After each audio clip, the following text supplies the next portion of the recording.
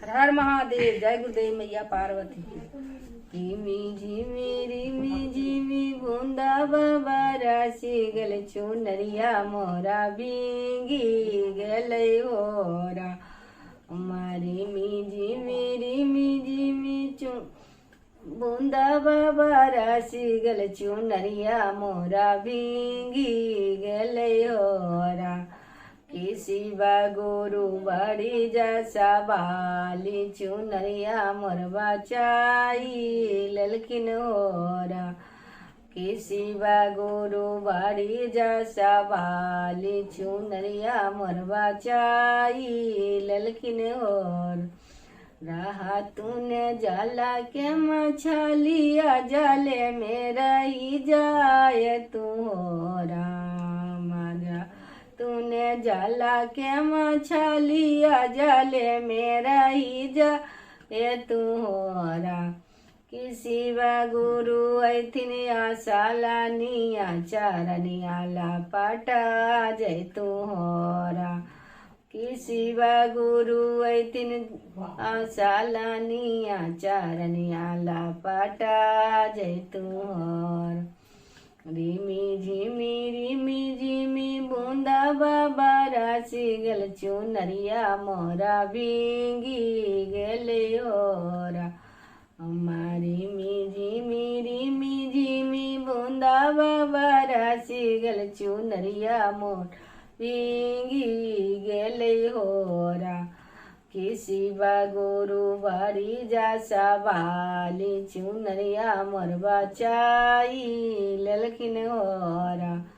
किसी बा गुरु बड़ी जैसा बाली चुनरिया मोरबा चाई ललकिन होर। रहा तूने बना के भाऊड़ा बने मेरा ही जाए तू होर। हमारा तूने बना के भाऊड़ा बने मेरा ही जा ये तू होरा। किसी बा गुरु ऐथिन फुलवा टोड़े ले चारनिया लापटा। किसी बा गुरु ऐथिन फुलवा टोड़े ले भाजनिया हम सुनाए तू होरा।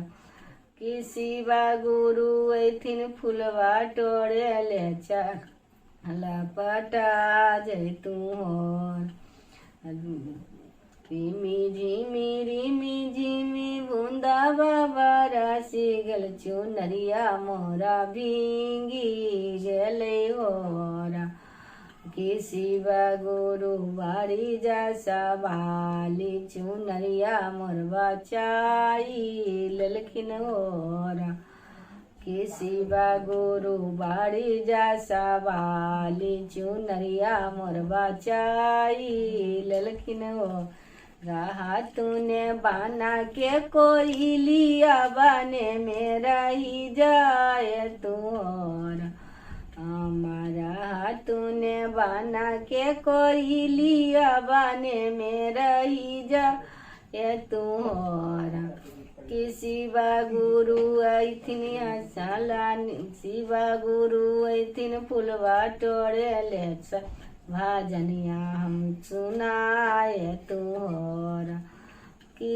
शिवा गुरु ऐथिन फुलवा टोड़े ले भाजनिया हम सुनाए तू होर। रिमी झिमी बूंदा बाबा राशि गल चुनरिया मोर भींगी गले होरा।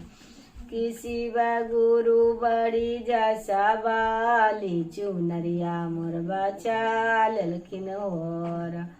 किसी बा गुरु बड़ी जैसा बाली चुनरिया मोरबा चाल ललकिन होर। रहा तूने बना के कोई लिया बने मेरा ही जाए तू होरा।